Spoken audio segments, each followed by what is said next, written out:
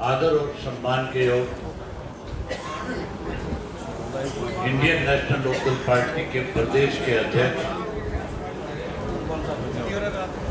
पूर्व में रहे विधायक चौधरी नफे सिंह राठी जी, पार्टी के नवनियुक्त राष्ट्रीय उपाध्यक्ष श्री प्रकाश भारती जी, राष्ट्रीय सचिव नरेंद्र प्रजापति जी, जिला के अध्यक्ष भाई सुरेंद्र चिकारा जी, पूर्व में रहे विधायक पार्टी के प्रदेश के महासचिव डॉक्टर रामकुमार सैनी जी, हल्का बड़ौदा के अध्यक्ष भाई जोगिंदर मलिक जी, हल्का गोहाना के अध्यक्ष भाई दिलबाग मलिक जी, खरगोदा हल्का के अध्यक्ष श्री अशोक राणा जी, कन्नौर हल्का के अध्यक्ष श्री विजेंद्र सिंह जी, प्रदेश कार्यकारिणी के सदस्य श्री ओम प्रकाश गोयल जी,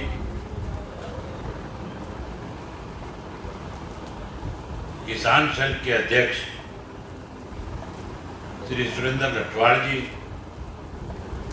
मंच पे मेरे साथ बैठे हुए पार्टी के हल्का के, जिला के, प्रदेश स्तर के सभी नेतागण, आज इस जिला सोनीपत की कार्यकर्ता की मीटिंग में आए हुए पार्टी के बहुत ही निष्ठावान, कर्मठ, मेहनतकश कार्यकर्ता साथियों, पत्रकार, छायाकार दोस्तों, मेरे से पूर्व जो वक्ता थे जो बोल करके गए,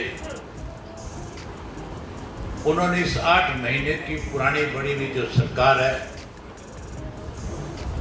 उसके बारे में खुल करके आपके बीच में चर्चा करी। इस 8 महीने के दौरान प्रदेश में किस किस्म के हालात रहे, किन किन दिक्कत और कठिनाइयों का सामना हमें करना पड़ा, कौन से वायदे करके लोग सत्ता में आए, इन सब बातों पे बहुत खुल करके सब साथियों ने बताया। मैं सबसे पहले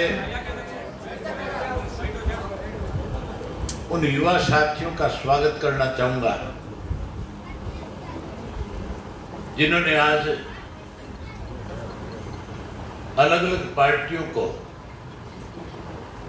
छोड़ करके चौधरी देवीलाल जी की नीतियों में फिर से अपनी आस्था व्यक्त करने का काम किया। जिन युवाओं साथियों ने यह आश्वासन दिया कि हम अब इंडियन नेशनल लोकदल पार्टी के कार्यकर्ता के रूप में पार्टी के संगठन को मजबूत करने के लिए काम करेंगे, मैं उन सबका स्वागत करता हूं, उन सबका अभिनंदन करता हूं।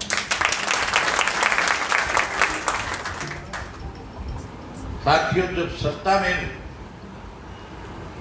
हरियाणा में जब चुनाव हो रहा था, उस चुनाव के दौरान अलग अलग राजनीतिक दलों के लोगों ने प्रदेश के लोगों के साथ अनेक बड़े बड़े वायदे किए थे। बहुत सारे साथियों ने तो, बहुत सारी पार्टी के लोगों ने तो बहुत बड़े बड़े समझबाग दिखाए थे, लेकिन प्रदेश के लोग भारतीय जनता पार्टी के 5 वर्ष के शासनकाल से दुखी थे, परेशान थे। लोग बदलाव चाहते थे। लोगों ने एक मन बना रखा था कि हम भारतीय जनता पार्टी को सत्ता से बाहर करने का काम करें। लोगों की इच्छा तो थी कि बहुजन समाज पार्टी और इंडियन नेशनल लोकदल पार्टी की सरकार बने, और एक वक्त ऐसा था कि पूरे प्रदेश में इस किस्म के हालात बन गए थे, चाहे कोई रेलवे स्टेशन पे खड़ा था, चाहे कोई बस अड्डे पे था, चाहे कोई होके पे बैठा था, चाहे कोई कहीं रिश्तेदारी में गया हुआ था, केवल एक ही चर्चा किया करते थे, हमारे विरोधी भी कहते थे कि आने वाला समय इंडियन नेशनल लोकदल पार्टी और बहुजन समाज पार्टी का है। आपको भी ध्यान होगा, चौधरी देवीलाल जी का जन्म दिवस हम गोहाना में मना रहे थे और गोहाना में लोग बड़े उत्साह के साथ लाखों की संख्या में इकट्ठे होकर के आए थे और वो इसलिए इकट्ठा होकर के आए थे कि चुनाव से पहले वो इस बात पे मोहर लगाना चाहते थे कि हम अपनी सरकार बनाने का काम करें। लेकिन कुछ स्वार्थी लोग थे, कुछ ऐसे लोग हमारी पार्टी में थे जिनकी सोच केवल एक थी कि लोकदल की सरकार बने ना बने, तुम्हारा दाव कैसे लगे। इसलिए उन लोगों ने बीजेपी की कठपुतली बढ़कर के आपकी पार्टी को नुकसान पहुंचाने का काम किया और ना केवल पार्टी को नुकसान पहुंचाया बल्कि मेरे खिलाफ एक प्रचार शुरू किया। जहां कहीं भी किसी गांव में गए, शहर में गए, किसी के पास रिश्तेदारी में गए, सबके बीच में एक ही बात कही कि अभय सिंह चौटाला ने पार्टी को तोड़ने के लिए अजय सिंह के बच्चों को पार्टी से बाहर करवा दिया। आरोप यह भी लगाया कि मैं कार्यकर्ताओं का मान सम्मान नहीं करता और यहां तक भी कहते थे कि इंडियन नेशनल लोकदल पार्टी जो है अब जड़मूल से समाप्त हो जाएगी और बहुत तरह तरह की भ्रांतियां फैलाई। जब विधानसभा का चुनाव आया तो साथियों, विधानसभा के चुनाव में जिन लोगों ने ये कह करके लोगों से वोट मांगे थे कि हम चौधरी देवीलाल की नीतियों को आगे बढ़ाने का काम करेंगे, जो ये कहते थे 5100 रुपये करना, 5100 रुपये बुजुर्ग की मान और सम्मान की पेंशन करेंगे, जो ये कहते थे गरीब की बेटी की शादी के लिए 5 लाख रुपया कन्यादान देंगे, जो ये कहते थे कि आप हमें सत्ता सौंपो, हम किसान का कर्जा माफ करेंगे। लोगों ने विश्वास कर लिया, भरोसा कर लिया, उनको जिता दिया। भारतीय जनता पार्टी सत्ता से बाहर हो गई थी। कैसे उनका सत्ता में दाव लगे, इसके लिए चौधरी देवीलाल की नीतियों को भारतीय जनता पार्टी के गिरवी रख करके सत्ता में शामिल हो गए और सत्ता में जब शामिल हुए थे तब ये कहते थे कि बुजुर्ग की मान सम्मान की पेंशन 5100 करा करके नहीं।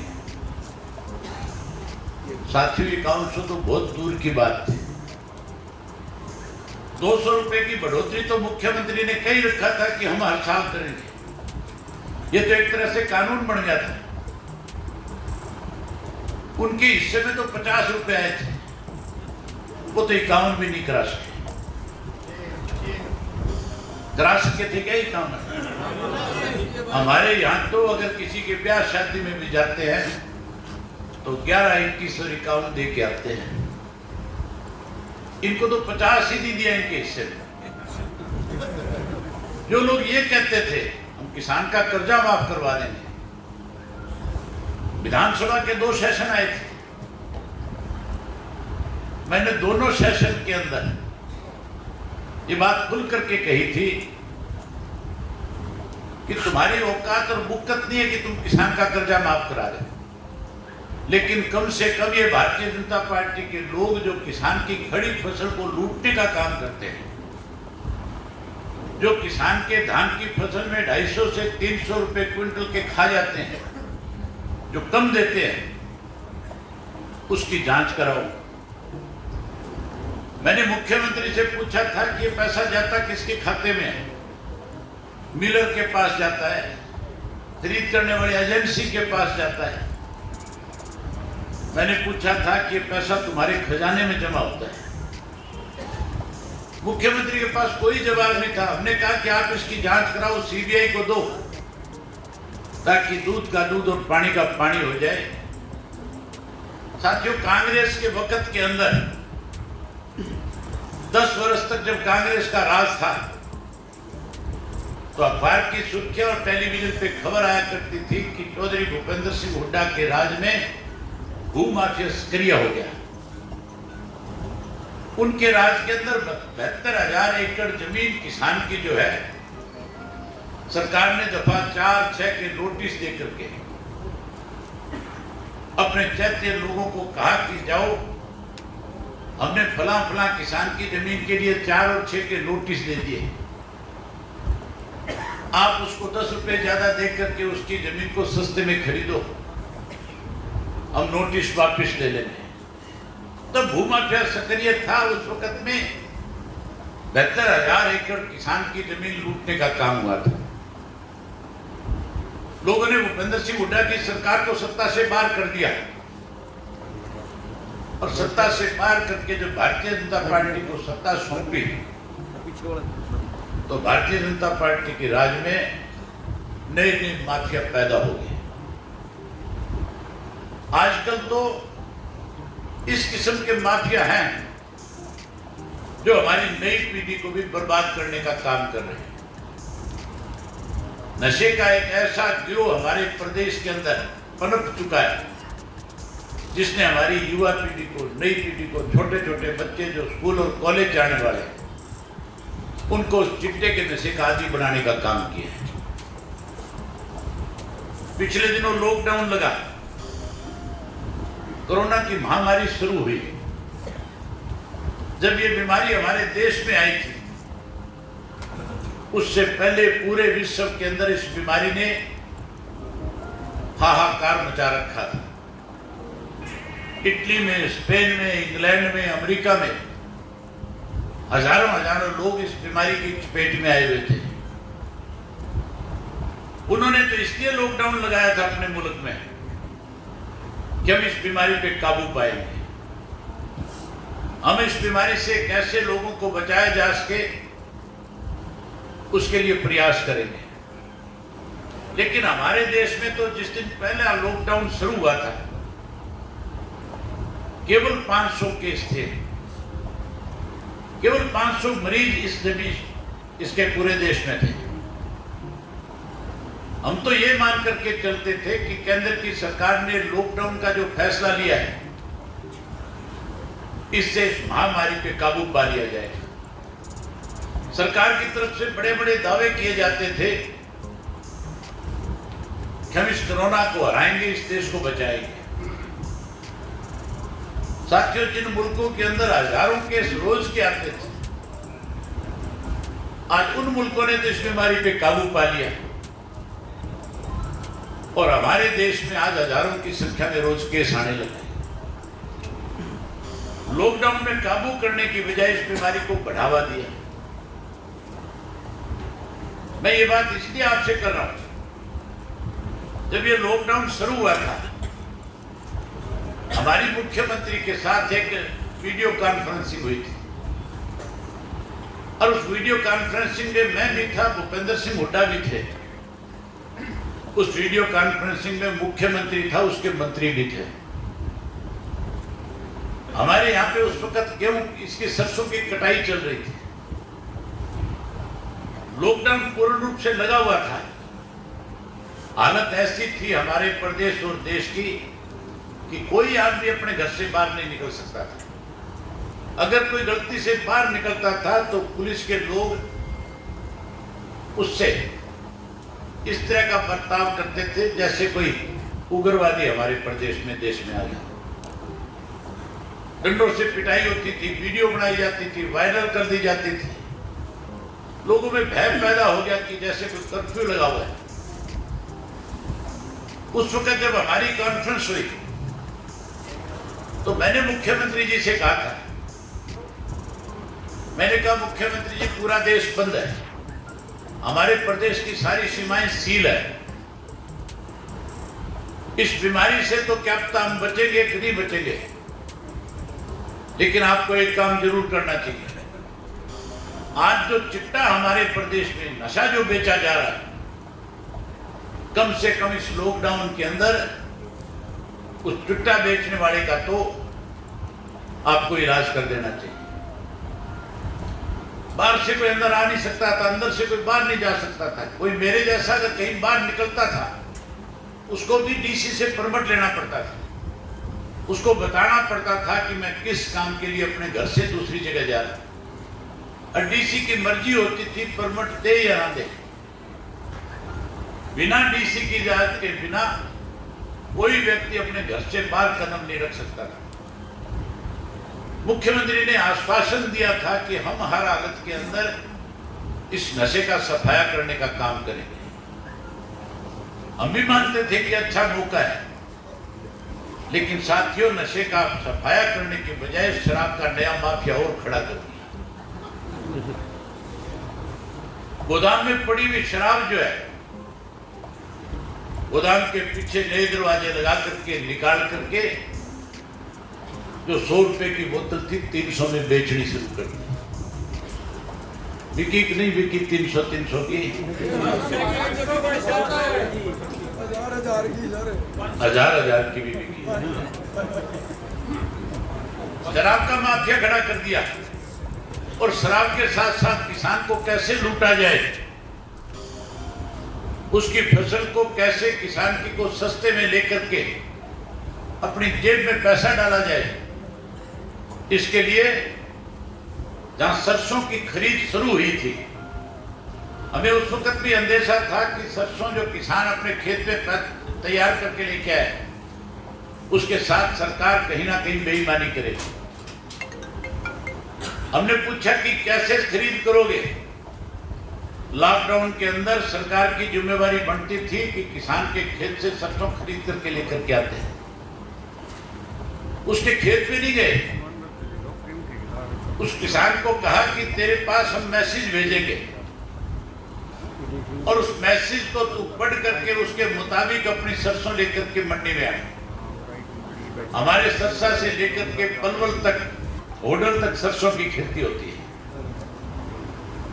वहां का किसान, आज भी 17,000 किसान ऐसा है जिसकी सरसों की फसल उसके घर में पड़ी है। राजस्थान से सरसों खरीद करके ले आए, 400 रुपए क्विंटल सस्ते में ली। हरियाणा के किसान की खरीद नहीं करी, हजारों करोड़ की सरसों जो है बाहर से लाकर के हजारों करोड़ रुपए अपनी जेब में डालने का काम किया।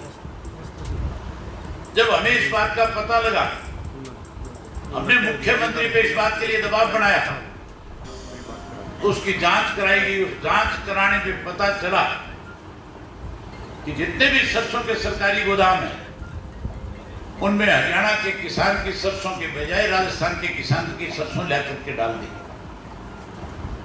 कैसे लिपापोती की जाए, इसके लिए 4 सेक्रेटरी सस्पेंड कर दिए। आज तक ये नहीं बताया कि वो सरसों कहां से आई थी, कौन खरीद के ले आया था, किसने लाकर के गोदाम में डाली थी। सेक्रेटरियों को सस्पेंड करके उस बात को दबाने की कोशिश की गई। उसके बाद गेहूं के अंदर भी किसान जब अपनी गेहूं की फसल काट के मंडी में लेकर जा रहा था, उसकी फसल को खरीदने की बजाय उनकी बार मॉइस्चर्स के नाम पे उसको भी परेशान किया। एक महीने तक उसकी पेमेंट नहीं करी। उसके बाद इस किस्म के आदेश जारी कर दिए कि कोई धान की फसल अगर अपने खेत में लगाएगा तो सरकार उसकी धान की फसल को खरीदेगी नहीं। पंचायतों के लिए ऑर्डर जारी कर दिया कि पंचायत की जमीन में अब की बार धान नहीं लगेगा। कुरुक्षेत्र, करनाल, यमुनानगर के किसान से कहा कि अगर 50% से ज्यादा तेने धान अपने खेत में लगा दिया तो तेरी फसल को सरकार खरीदेगी। और साथियों, जब मैंने इसके लिए कुरुक्षेत्र के अंदर एक प्रेस कॉन्फ्रेंस के अंदर जब ये खुल करके कहा कि मैं कुरुक्षेत्र के अंदर, यमुनानगर के अंदर जो किसान भी अपनी जमीन लीज पे देना चाहेगा, मैं उसकी जमीन को लीज पे लूंगा, हजारों एकड़ धान लगाऊंगा, देखूंगा सरकार कैसे रोकेगी। तो शाम को सरकार की स्टेटमेंट बदल गई कि हमने नहीं रोका किसी को। शाम को बदल गए और मुख्यमंत्री कहने लगा कि जो कोई अब की बार मक्का लगाएगा उसको 8,000 रुपया प्रति एकड़ के हिसाब से सरकार की तरफ से प्रोत्साहन देंगे। बहुत सारे किसानों ने धान लगाने की बजाय मक्का लगा लिया, मक्का खेत में लगा लिया, मक्का पक करके तैयार हो गया, मंडी में बेचने गया, मक्के का भाव 2,000 रुपये प्रति क्विंटल के हिसाब से केंद्र की सरकार ने तय कर रखा है।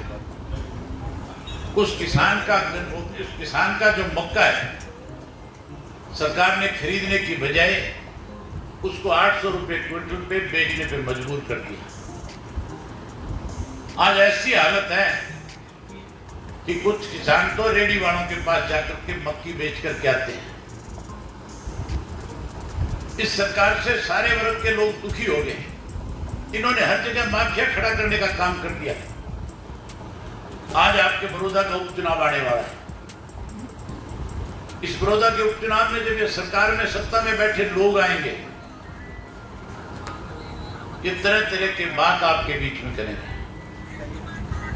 ये कहेंगे कि बड़ौदा विधानसभा क्षेत्र के नौजवान को, पढ़े लिखे को रोजगार और नौकरी देने का काम करें।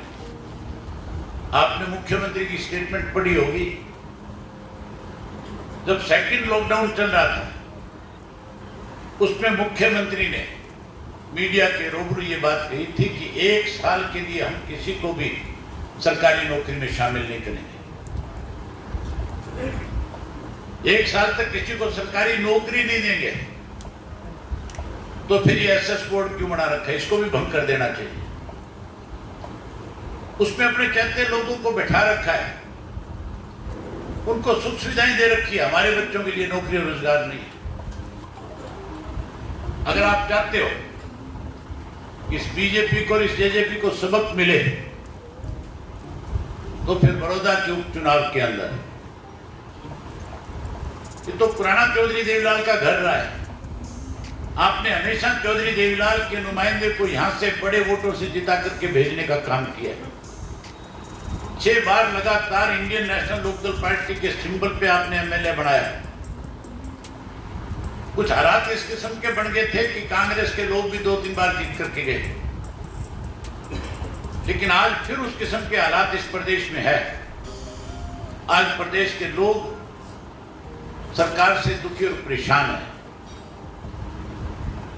साथियों, आपको याद होगा चौधरी बंसीलाल जब प्रदेश के मुख्यमंत्री बने थे, जब उन्होंने इस तरह से जोड़ तोड़ से अपनी सरकार बनाई थी, वो सरकार भी बीच में गई थी। बड़ौदा के उपचुनाव में तुम इंडियन नेशनल लोकदल पार्टी के प्रत्याशी को जिता देना। जब आप उसको यहां से जिताओगे तो जैसे बंसीलाल की सरकार टूटी थी, उसी तरह से भारतीय जनता पार्टी और जेजेपी की सरकार सत्ता से बाहर हो जाएगी। कैसे बाहर होगी उसका भी बताता हूं। कैसे बंसीलाल की सरकार गई थी? बंसीलाल की सरकार इसलिए नहीं टूटी थी कि कोई बंसीलाल के सहयोगी छोड़ करके भागे रहे थे। बंसीलाल की सरकार का टूटने का कारण केवल एक था, नरवाड़ा का उपचुनाव आया था।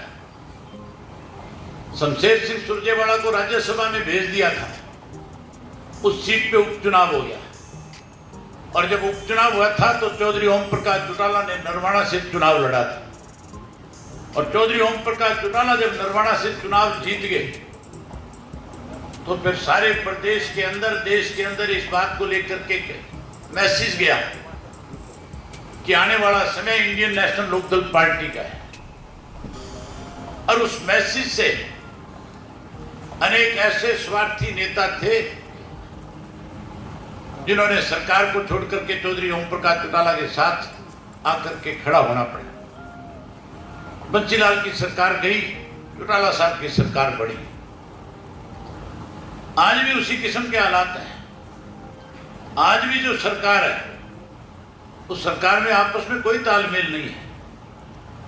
आज ऐसी हालत है कि सत्ता में बैठे लोग अपनी पार्टी के लोगों के लिए खुल करके पता नहीं कौन कौन सी भाषा का प्रयोग करते हैं। कोई खोपर कहता है, कोई कहता है सौदाई की मैंने। अगर उन सारी चीजों का आप देखो तो फिर आपको एहसास होगा कि आज सरकार नहीं, आज तो केवल माफिया और गिरोह बने हुए हैं जो केवल लूटने में लगे हुए हैं। इस सरकार ने इस लॉकडाउन के अंदर भी लोगों को लूटने का काम किया। हमें इस बीमारी से जहां बचाना चाहिए था, बचाने की बजाय हमारी जेबों पे डाके डाले गए, और डाके भी छोटे नहीं बड़े डाके डाले गए। अगर आप चाहते हो कि इन सब चीजों से छुटकारा मिले, मैंने बड़ौदा विधानसभा क्षेत्र के बहुत सारे लोगों के साथ टेलीफोन पे संपर्क किया था जो पुराने पार्टी से जुड़े हुए थे, जिन्होंने सदा इंडियन नेशनल लोकदल पार्टी को मजबूत करने का काम किया था। मैंने उन सबसे प्रार्थना करी थी, मैंने उनसे कहा था कि आप सब साथी अब की बार 4 तारीख को मीटिंग में आना, और जिस तरह से अब आज आपकी मीटिंग में जो उत्साह है, जिस तरह से आज इस मीटिंग के अंदर आप लोगों ने आकर के फिर से इंडियन नेशनल लोकदल पार्टी को मजबूत करने का काम किया है। यहां सीआईडी वाले घूम रहे होंगे, उन्होंने आपकी फोटोएं भी खींची होगी। आज मुख्यमंत्री को भी दिखाएंगे और उप मुख्यमंत्री को भी दिखाएंगे, और फिर आप ये मान के चलो उनके टेलीफोन आपके पास आएंगे भी, क्योंकि आज से भगदड़ मच जाएगी इस बात को लेकर के। आज से ही इस बात की चर्चा शुरू हो जाएगी कि आने वाले समय में जब बड़ौदा विधानसभा का चुनाव होगा तो फिर 100% चुनाव में इंडियन नेशनल लोकदल पार्टी का प्रत्याशी विजयी होकर के। मैंने अभी जिलों के प्रोग्राम रखे हुए हैं, डिस्ट्रिक्टों के प्रोग्राम मेरे 8 तारीख को खत्म हो जाएंगे। 15 तारीख के बाद बड़ौदा विधानसभा क्षेत्र के एक गांव में आऊंगा।